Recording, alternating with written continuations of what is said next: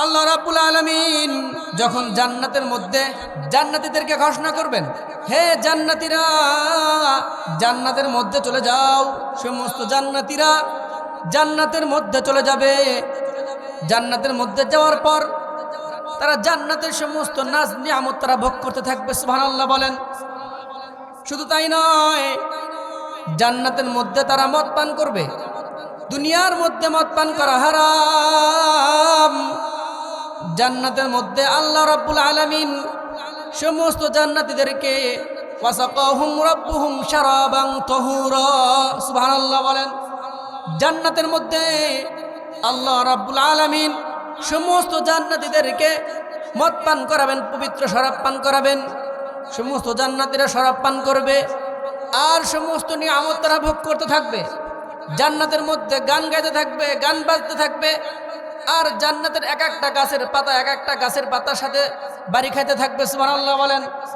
শুধু তাই নয়, দুনিয়ার মধ্যে যে হারমোনিয়াম বাজে, দুনিয়ার মধ্যে যারা গিটার বাজায়, এক একটা গিটারের যে শব্দ হয়, জান্নাতের মধ্যে একটা গাছের পাতা আর একটা গাছের পাতার সাথে লাগবে। আর জান্নাতের মধ্যে বারবার এইগুলা গিটারের শব্দ হতে থাকবে। মোহতারাম হাজিরিন, এরপরে জান্নাতীদেরকে যে হুর দেওয়া হবে, হাদিসে পাকের মধ্যে আসছে, মিশকাত শরীফের মধ্যে আসছে। মিশকাত শরীফের 500 নম্বর পৃষ্ঠার শুরুতেই আছে, হাদিস টানছে। সমস্ত জান্নাতীরা, জান্নাতের যেই হুরেরা আছে, এই হুরেরা তাদের স্বামীদেরকে জান্নাতের মধ্যে গান গেয়ে গিয়ে শোনাবে। সুবহানাল্লাহ বলেন। দুনিয়ার কোনো গান নয়, রুনা লাইলার গান নয়, আসিফের গান নয়, দুনিয়ার মধ্যে পরিমণির গান না, আখিরাতের মধ্যে জান্নাতের মধ্যে জান্নাতের হুরদের গান। এমন সমুদ্র কণ্ঠে তারা তাদের স্বামীদেরকে গান শোনাবে। নাহনুল খালিদাতু ফালা নাবিদু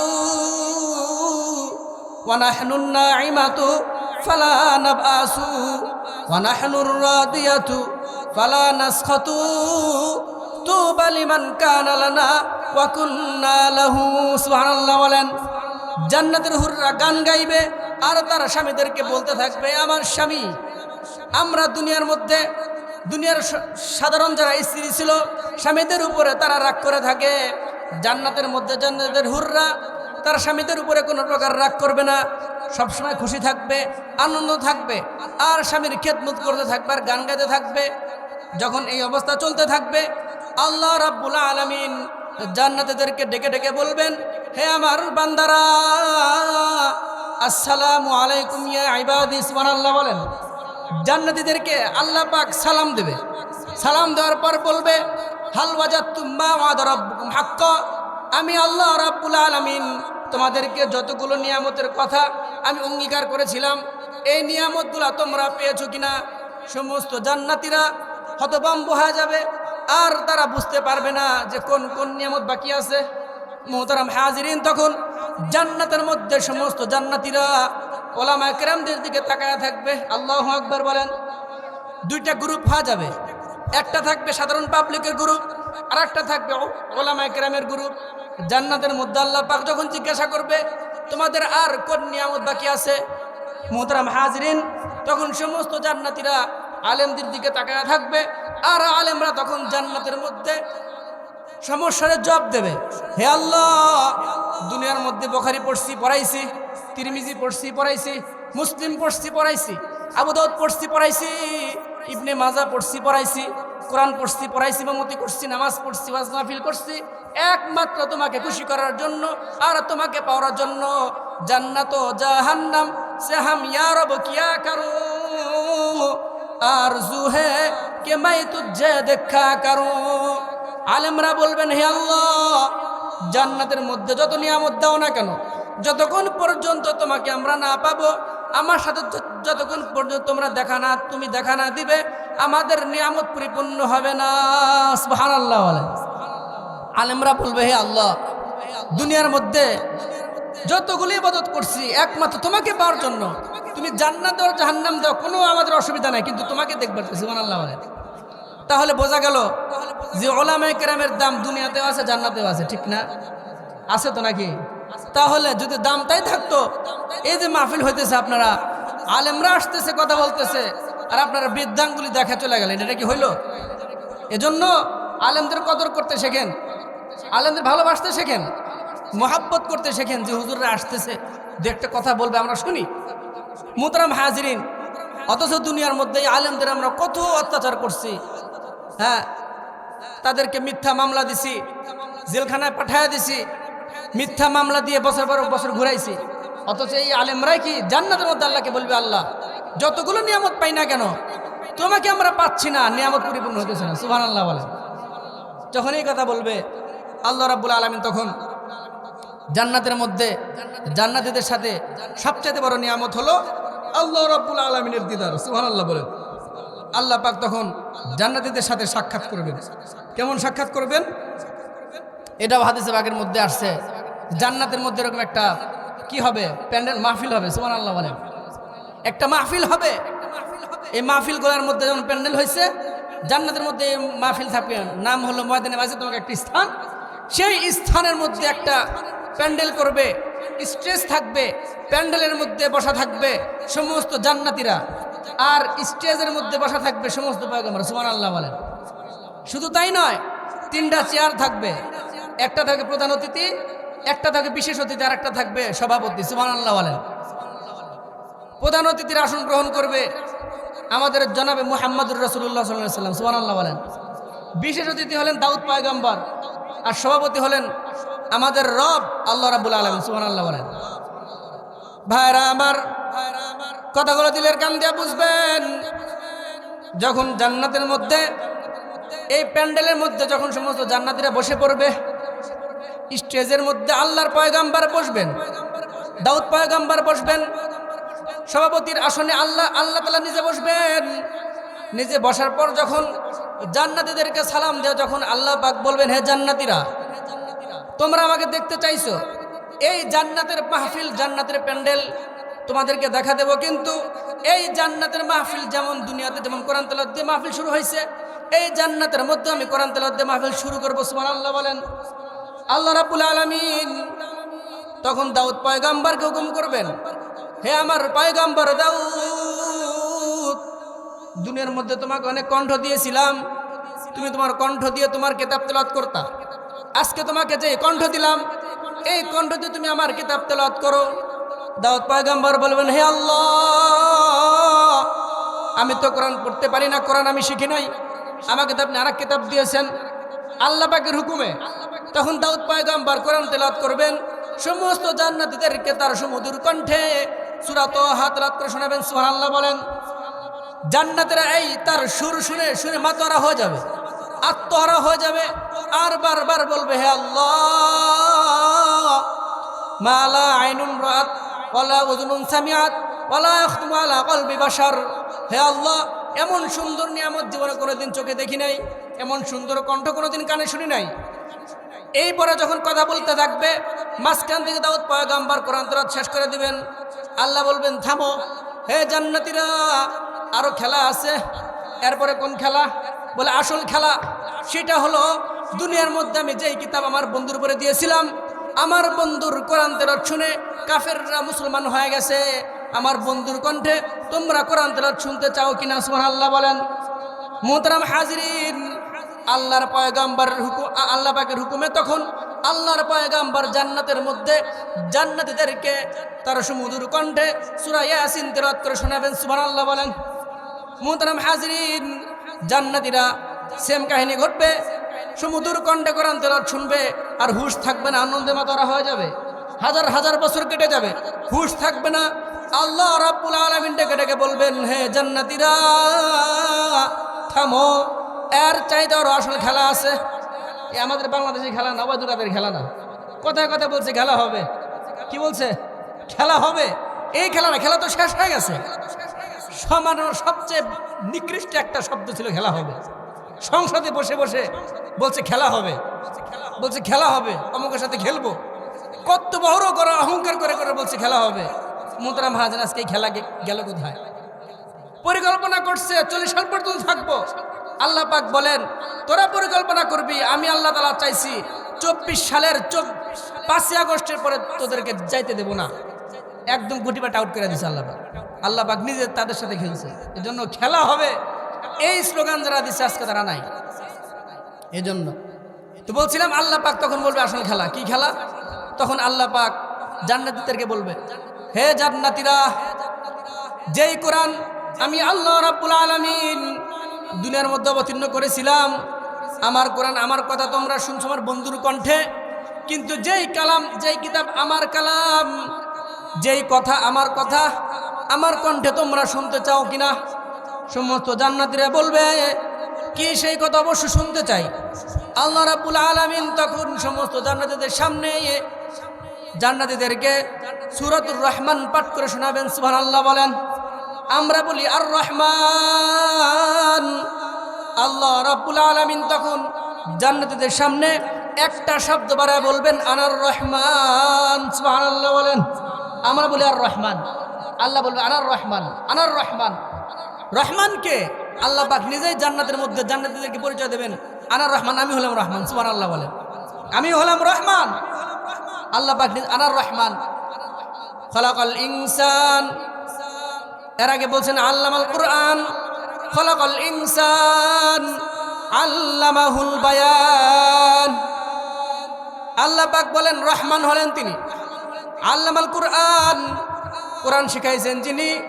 খলাকাল ইনসান, মানুষ সৃষ্টি করছেন যিনি। আল্লামাহুল বায়ান, আর এই মানুষকে ভাষা শিখাইছেন যিনি, তিনি হলেন রহমান। সুবহানাল্লাহ বলেন। আল্লাহ পাক নিজে বলতেছেন যে আর রহমান, রহমানকে বল রহমান হলেন তিনি। আল্লামাল কুরআন, কোরআন শিখাইছেন যিনি। খলাকাল ইনসান, মানুষ সৃষ্টি করছেন যিনি। আল্লামুল বায়ান, মানুষকে ভাষা শিখাইছেন যিনি, তিনি হলেন রহমান। সুবহানাল্লাহ বলেন। তাহলে আল্লাহ পাক এখানে মানুষের পরিচয় দিচ্ছেন যে পৃথিবীতে আমি আল্লাহ তাআলা মানুষ পাঠাইছি। শুধু মানুষের ঘরে জন্ম নিলে মানুষ হওয়া যায় না। মানুষ কারা? মানুষকে, প্রকৃত মানুষকে আমি এখানে কোরআনে মাহফিল আয়োজন করা হয়েছে, কোরআনে প্যান্ডেল করা হয়েছে, হুজুররা কথা বলতেছে। যদি আমার মানুষই হইতাম তাহলে তো আল্লাহ পাকের কালাম শোনার জন্য আসতাম, নাকি বলেন? আল্লাহ পাক বলেন এই সমস্ত মানুষদের আল্লাহ পাক বলেন যে মানুষ কারা?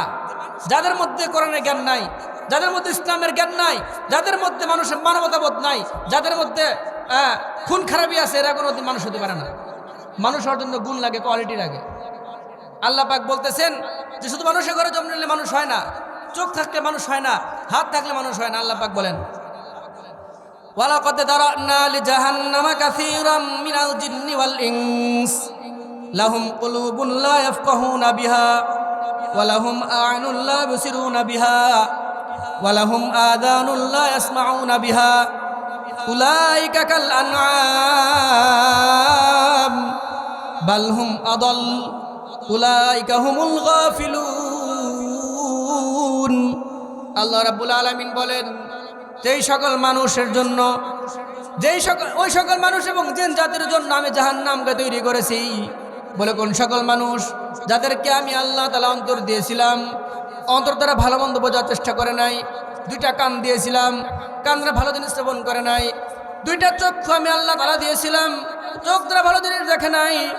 আমি আল্লাহ তাআলা জবান দিয়েছিলাম, জবান দ্বারা ভালো কথা বলে নাই। বলে উলাইকা কাল আনআম,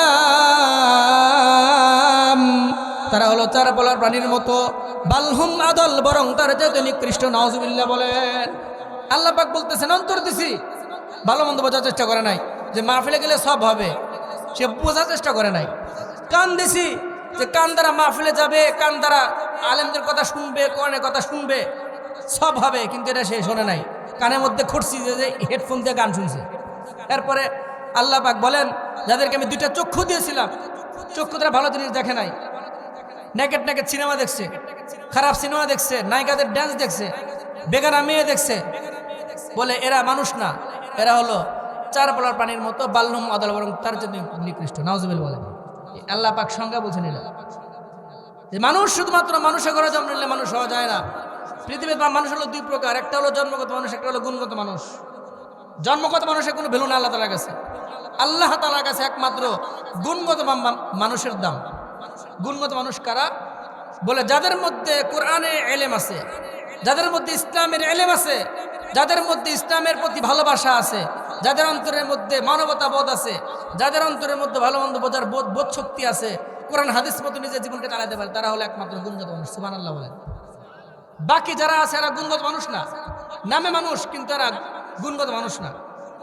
আল্লাহ পাক এর জন্য বলছেন পৃথিবীতে যত মানুষ থাকুক না কেন, যতক্ষণ পর্যন্ত ওই মানুষ কোরআন শিক্ষা না করবে, ইসলাম শিক্ষা না করবে, আল্লামাল কোরআন, আল্লাহ বলছেন আমি কোরআন শিখাইছি, মানুষ সৃষ্টি করছি। সুবহানাল্লাহ বলেন। কেন বললেন? আল্লাহর পৃথিবীতে সবচাইতে উত্তম মানুষ কে ছিলেন বলেন তো দেখি? উত্তম মানুষ কে ছিলেন বলেন? আমার আপনার পয়গম্বর বিশ্বনবী কি ছিলেন? সর্বশ্রেষ্ঠ মানুষ ছিলেন। রাসূলকে আল্লাহ তাআলা কুরআনুল কারীমের ইলম দান করে, কোরআন অবতীর্ণ করে তাকে গুণগত মানুষে পরিণত করেছেন। সুবহানাল্লাহ বলেন। মুহতারাম হাজিরিন, দুনিয়ার মধ্যে যারা মানুষ, যারা যেই দুনিয়ার ইলম অর্জন করে, দুনিয়ার শিক্ষা যারা শিক্ষিত হয়েছে, এই দুনিয়ার শিক্ষায় শিক্ষিত হওয়ার কোনো দাম নাই। হয়তো দুনিয়ার কোনো দাম থাকতে পারে, আল্লাহ তাআলার কাছে এই শিক্ষার কোনো দাম নাই। বলে এই শিক্ষা তো ইংরেজওয়ালাদের শিক্ষা, এই শিক্ষা তো নাস্তিকবাদের শিক্ষা। আর যে মানুষ কোরআন শিক্ষা করবে, আল্লাহ রাব্বুল আলামিন তার বন্ধু বিশ্বনবী জনাবে মুহাম্মাদুর রাসূলুল্লাহ সাল্লাল্লাহু আলাইহি সাল্লামকে হেরা পর্বতের গুহায় ডেকে নিয়ে কুরআনুল কারীম তাকে দান করছেন। সুবহানাল্লাহ বলেন। জিব্রাইলের মাধ্যমে আল্লাহর পয়গম্বরকে জিবরাইল আমিন বলেন, ওগো আল্লাহর পয়গম্বর, ওগো আল্লাহর হাবিব, ইকরা ইয়া মুহাম্মদ, হে নবী আপনি পাঠ করেন, ইকরা। আল্লাহর পয়গম্বর বলেন, মা আনা বিকরা, আমি পড়তে পারি না। আবার বললেন, ইকরা ইয়া মুহাম্মদ, হে মুহাম্মদ আপনি পাঠ করেন। আল্লাহর পয়গম্বর বলেন, মা আনা বিকরা, আমি পড়তে পারি না। তিনবার আবার বলছেন, ইকরা ইয়া মুহাম্মদ, হে মুহাম্মদ আপনি পাঠ করেন। আল্লাহর নবী, বিশ্ব নবী রাহমাতুল লিল আলামিন বলেন, মা আনা বিকরা, আমি পড়তে পারি না। তিনবার যখন বলছে, আল্লাহর পয়গম্বর বলেন, হাদিসে পাকের মধ্যে আসছে, বুখারীতে আসছে, শুরুতেই হাদিসটা আনছে, কিতাবুল ওহীর মধ্যে হাদিসটা আসছে। আল্লাহর পয়গম্বর বলেন যে আমি যখন এই তিনটা বলছি যে মা আনা বিকরা, আমি পড়তে পারি না, জিবরাইল আমিন আমাকে সঙ্গে সঙ্গে তার বুকের সাথে বুকটা লাগাইছে, এমন জোরে চাপ মেরে ছেড়ে দিছে। ফাখাদানি ফাগাত্তানি হাত্তা বালাগা মিন্নি আল জুহুদ। সুবহানাল্লাহ বলেন। আল্লাহর পয়গম্বর বলেন আমাকে জিবরাইল আমিন এমন জোরে চাপ মেরে ছেড়ে দিছে, মনে হয় আমার জানটা এখনই বের হয়ে যাবে। আমার জানটা বের হওয়ার উপক্রম হয়েছে। চাপ মেরে ছেড়ে দেওয়ার পর বলছেন, ইকরা ইয়া মুহাম্মদ, হে মুহাম্মদ আপনি পাঠ করেন। আল্লাহর নবী বলেন, আমি কি পাঠ করব?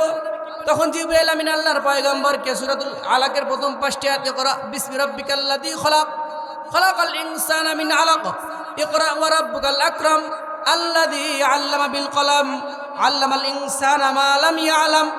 এই 5টি আয়াত যখন শিক্ষা দিছে, আল্লাহর পয়গম্বর আয়াতগুলো বারবার মুখস্থ করার চেষ্টা করে। আল্লাহর পয়গম্বর ভাবে অতীতের সমস্ত পয়গম্বরদেরকে যেই সমস্ত কিতাব দেওয়া হয়েছে, যেই সমস্ত কিতাব দান করা হয়েছে, তাওরাত জাবুর ইনজিল সমস্ত কিতাব তো দেওয়া হয়েছে লিখিত আকারে, বাইন্ডিং আকারে, হারা যায় নাই।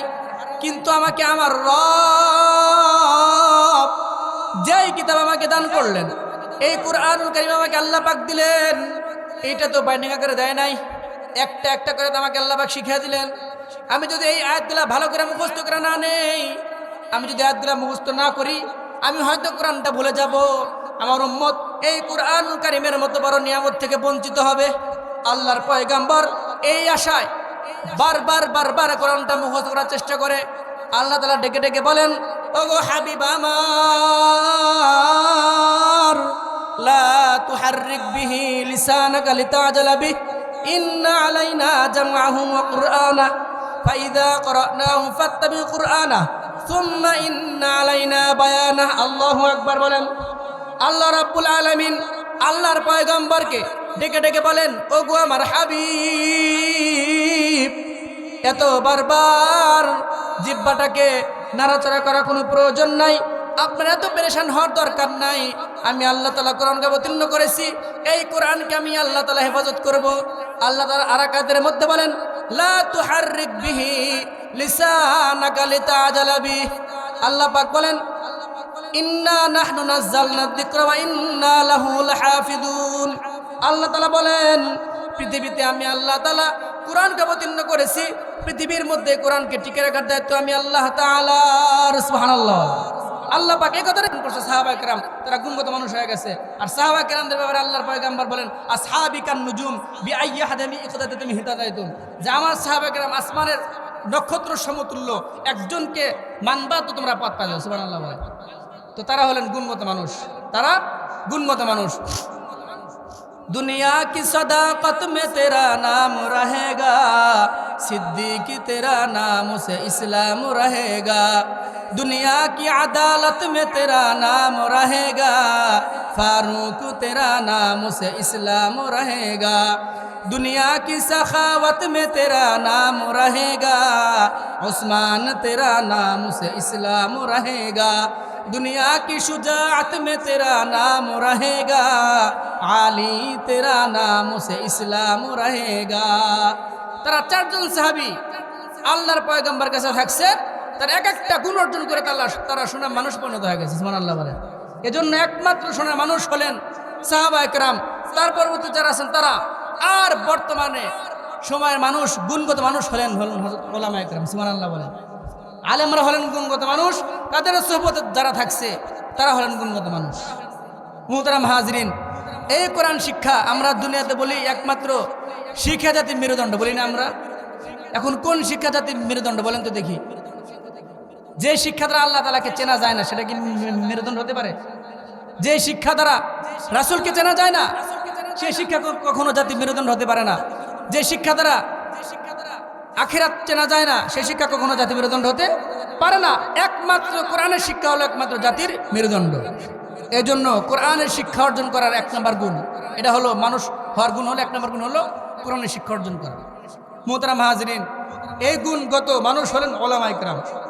এজন্য আলেমদের ভালোবাসবেন, আলেমদের মহব্বত করবেন, আলেমদের সাথে থাকবেন। আমরা আলেমদেরকে দেখতে পারি না, আলেমদেরকে কটূক্তি করি, ক্রিটিসাইজ করি। মোল্লা কয়েকে কি কই? গালি দেই। মোল্লা কয়েকে আমরা গালি দেয়, অথচ এই মোল্লাদের কারণে আল্লাহ পাক পৃথিবী টিকায় রাখছেন। সুবহানাল্লাহ বলেন। আল্লাহর পয়গম্বর বলেন পৃথিবীতে লা তাকুমুস সাআহ, কিয়ামত সংঘটিত হবে না যতক্ষণ না পর্যন্ত পৃথিবীতে একজন আল্লাহ আল্লাহ বলনেওয়ালা ব্যক্তি বাকি থাকবে, ততক্ষণ পর্যন্ত আল্লাহ পাক কিয়ামত দেবেন না। সুবহানাল্লাহ বলেন। তাহলে এই আলেমদের জন্য কি হয়েছে? আল্লাহ পাক পৃথিবী টিকায় রাখছেন। যাদেরও ছিল চিন্নি খেলা তাদেরকে মোল্লা চিনল না। দেখেন, যাদেরকে আমরা বলি সোনার মানুষ, দুনিয়ায় শিক্ষা দ্বারা শিক্ষা অর্জন করছে, আপনাদেরকে বলি দেখেন, এই যে দুনিয়ার মধ্যে যারা কোরআনের শিক্ষা করে নাই তারা আজকে বাংলাদেশে যত প্রকার দুর্নীতি করছে, আপনি একটু জরিপ করে দেখেন তো কয়জন দুর্নীতিবাজ মাদ্রাসার সাথে জড়িত, কয়জন দুর্নীতিবাজ মসজিদের ইমাম সাহেবের সাথে তাদের সম্পর্ক আছে, বলেন তো দেখি। আজকে যাদের অন্তরের মধ্যে কোরআনের শিক্ষা নাই তারা একমাত্র দুর্নীতিবাজ। বাংলাদেশে তো দুর্নীতি অনেক হয়েছে, একটা দুর্নীতির কথা বলি, মাত্র একটা। একজন ছিল সালমান এফ রহমান, নাম জানেন আপনারা? সালমান এফ রহমান অতীতে আওয়ামী লীগ সরকারের খাস গোলাম ছিল সালমান এফ রহমান। ওর কথা লিখছে বর্তমানে যে ও একাই কি করছে, ইসলামী ব্যাংক থেকে 56,000 কোটি টাকা কি করছে, দুর্নীতি করছে। একটা টাকা, দেশ তো নাই, কিছুই নাই, শুধু আলু আর বেগুন খেয়ে গেছে, আলু আর বেগুন রেখে গেছে, কিছুই নাই, সব দুনিয়া পলাইছে। আর এদেরকে আমরা শোনা মানুষ বলি, কোশ্চিনকালেও না।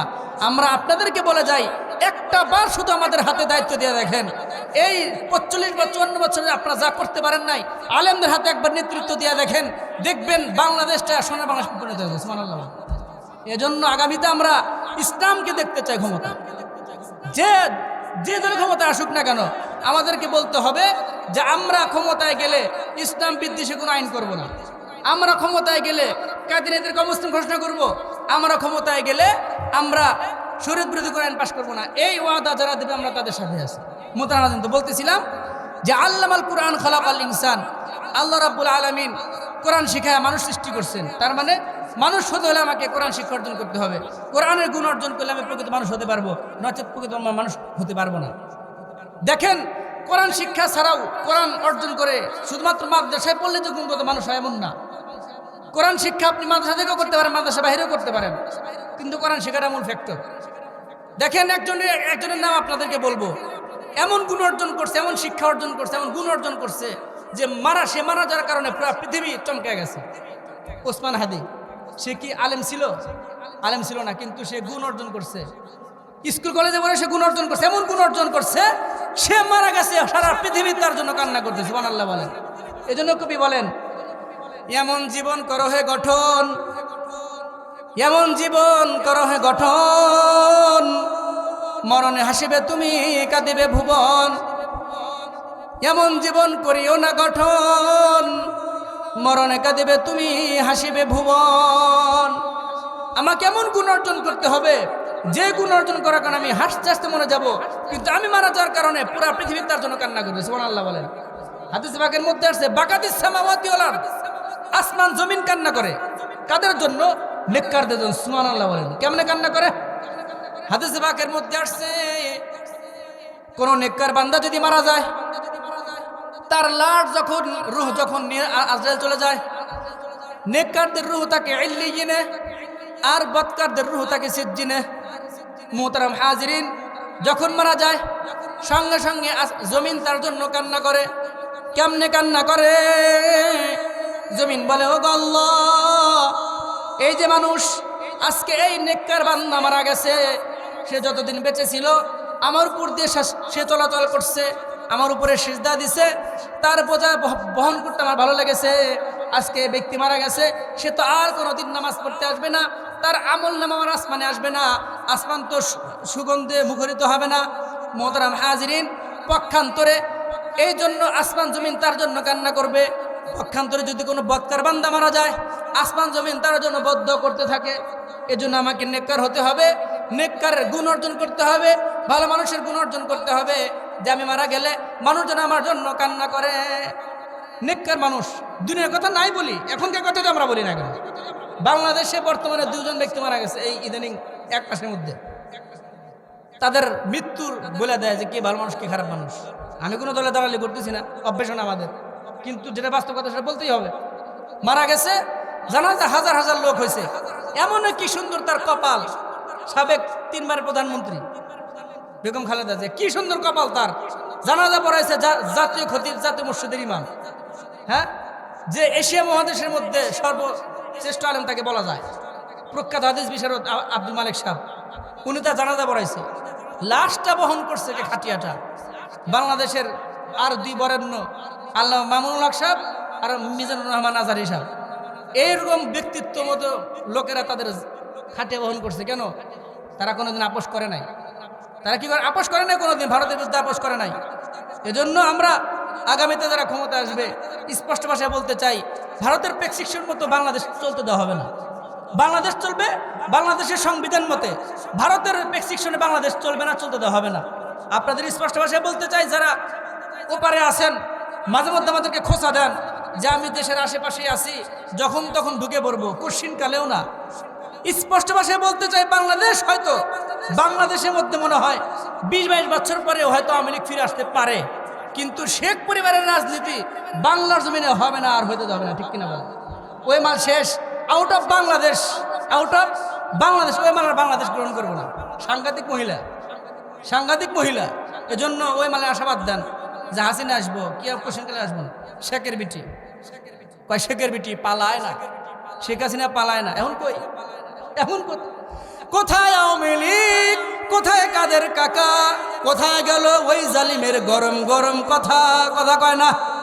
কোথায় আওয়ামী লীগ, কোথায় কাদের কাকা, কোথায় গেল ওই জালিমের গরম গরম কথা? খেলা হবে, খেলা হবে, খেলা হবে, খেলা হবে, খেলা হবে বলে কাকা গেল পালাইয়া, হাসিনা পালাইছে রে দেশটা ছাড়িয়া। আল্লাহ তোমার দরবারেতে হাজার শুকরিয়া, আল্লাহ তোমার দরবারেতে হাজার শুকরিয়া, হাসিনা পালাইছে রে দেশটা ছাড়িয়া। এই জন্য অহংকার করবেন না, অহংকার করবেন না। মানুষ হন, মানবতার গুণ অর্জন করেন, মানুষত্বের গুণ অর্জন করেন, মানুষের পালস বোঝার চেষ্টা করেন, জনগণের মাইন্ডসেট বোঝার চেষ্টা করেন, তাহলে আপনি মারা যাবেন, কিন্তু আপনি মারা গেলে পুরা পৃথিবী তার জন্য কান্না করতে থাকবে। এজন্য গুণ অর্জন, কোরআন শিক্ষার গুণ অর্জন করতে হবে। আল্লামাল কুরআন, আল্লাহ পাক বলেন, আমি আল্লাহ তাআলা কোরআন শিখেছি, মানুষ সৃষ্টি করছি। এরপরে বলেন, এই মানুষকে আমি আল্লাহ তাআলা ভাষা শিখাইছি। কেমন শিখাইছেন দেখেন, আল্লাহ পাক বলেন, ওয়াল্লাহু আখরাজাকুম মিন বুতুনি উম্মাহাতিকুম লা তা'লামুনা শাইআ। আল্লাহ বলেন, হে পৃথিবীর মানুষেরা রে, তোমাকে আমি আল্লাহ তাআলা বের করে এনেছি এমন জায়গা থেকে, লা তা'লামুনা শাইআ, তোমরা কিছু জানতে না, আমরা কথা বলতে পারতাম না, মাতৃগর্ভের মধ্যে ছিলাম। মানুষকে আল্লাহ পাক সৃষ্টি করছেন কিভাবে? একটা নাপাক পানি দ্বারা সৃষ্টি করছেন। ওই মাতৃগর্ভের মধ্যে যখন নাপাক পানিটা যায়, ফেরেশতারা হাতের মধ্যে নিয়ে বলো, আল্লাহ এই পানিটা কাজে লাগাবো না নষ্ট করে দেব? আল্লাহ ডেকে ডেকে বলেন, এটা কাজে লাগাবা না নষ্ট করে দিবা? আমার বলা কোনো প্রয়োজন নাই। ওই যে লাউহে মাহফুজ আছে, তোমরা দেখা দেখা বানায় নাও। সুবহানাল্লাহ বলেন। লাউহে মাহফুজ আমার আপনার আকৃতি আল্লাহ রাব্বুল আলামিন লটকায় রাখছেন। শুধুমাত্র কোরআনে কারীম রাখা আছে তাই না, লাউহে মাহফুজ এমন জিনিসকে বলা হয়, ওই লাউহে মাহফুজে মানুষ কবে জন্মগ্রহণ করবে, কবে মারা যাবে, সে কি খাবে, সে কত টাকা ইনকাম করবে, সব কিছু আল্লাহ রাব্বুল আলামিন ওই লাউহে মাহফুজে লটকায় রাখছেন। সুবহানাল্লাহ বলেন। ওয়া কুল্লা শাইইন আহসাইনাহু ফি ইমামিম মুবিন, ফি কিতাবিম মুবিন। ওই লাউহে মাহফুজের মধ্যে আল্লাহ রাব্বুল আলামিন সব কিছু লটকায় রাখছেন। আমি আপনি কি খাবো, কোথায় যাব, আমি চাকরি করব, আমাকে কত টাকা বেতন দেবে, সব কিছু আল্লাহ পাক ওই লাউহে মাহফুজে লটকায় রাখছেন। এভাবে মাতৃগর্ভের মধ্যে আমাকে রাখছেন। আল্লাহ পাক বলেন যে তোমাকে সৃষ্টি করছি মিন তুরাব, তুমা মিন নুতফা, তুমা মিন আলাকা, তুম্মা ইখরিজুকুম তিফলা, তুম্মা লিতাবলুগু আশুদ্দাকুম, তুম্মা লিতাকুনু শুয়ুখা। প্রথমে বাচ্চা ছিলা, তারপরে বড় হইছো, এর বালেগ হইছো, বৃদ্ধ হইছো, তারপরে মারা গেছো। মুহতারাম হাজরিন, এজন্য আমাকে আপনাকে বৃদ্ধ হওয়ার আগেই আমাকে আপনাকে যুবক যারা আছি, যৌবন কালকে আমাকে কি করতে হবে? যৌবনকালে মূল্যায়ন করতে হবে। এটা যদি আমি মূল্যায়ন করতে পারি তাহলেই আমার কামিয়াব হবে, তাছাড়া কামিয়াব হবে না। এলাকাবাসীকে বলবে এখনও চলে আসেন, প্রধান বক্তা প্রস্তুত, যে কোনো সময় চলে আসবে। এজন্য যদি এই অবস্থা দেখে তাহলে তো অবস্থা খারাপ। কি ওয়াজ করবে কোন?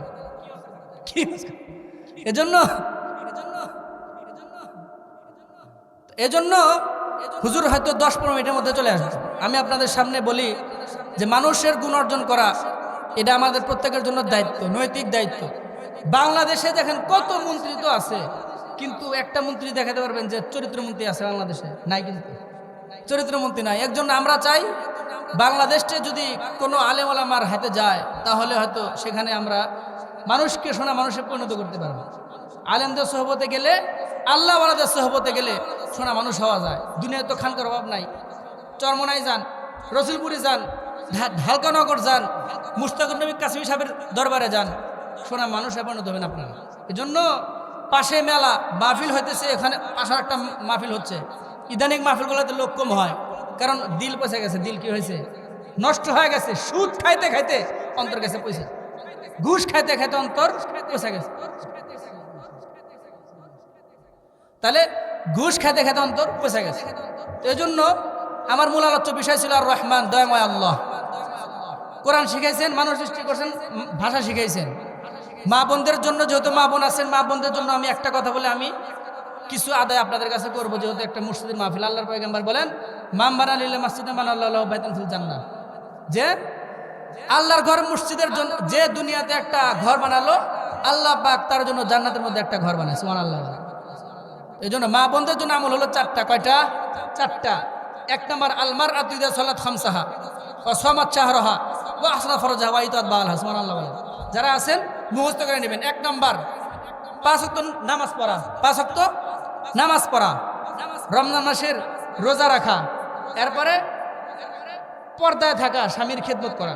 এই 4টি কাজ যে করবে, বলে আল্লাহর পয়গম্বর বলেন যে ওই মা বোনেরা জান্নাতের যেই দরজা দিয়ে খুশি সে জান্নাতে প্রবেশ করতে পারবে। সুবহানাল্লাহ বলেন। হয়তো মাহফিলে মা বোনদের সংখ্যা বেশি, এজন্য একটা ওয়াজ করে গেলাম মা বোনদের জন্য। কোন ওয়াজের দরকার নাই, একটাই ওয়াজ, 5 ওয়াক্ত নামাজ, এরপরে হজ করা, যদি হজ ফরজ হয়, স্বামীর খেদমত করা, পর্দায় থাকা। এই 4টি কাজ যদি কোনো মা বোন করতে পারে, আল্লাহি হাদিসের ভাষায় সে জান্নাতের যেই দরজা খুশি সেখান থেকে সে জান্নাতে যেতে পারবে। এজন্য আমি 15 মিনিট সময় আছে আমার হাতে। আমি এই মহল্লা থেকে যারা আছেন, আশেপাশ থেকে যারা আমার শুনতেছেন, আল্লাহর ঘর মসজিদের জন্য আমি হাত পাচ্ছি। আপনারা বড় বড় আছে, বড় দান আপনারা বড় হুজুরের কাছে দিয়েন।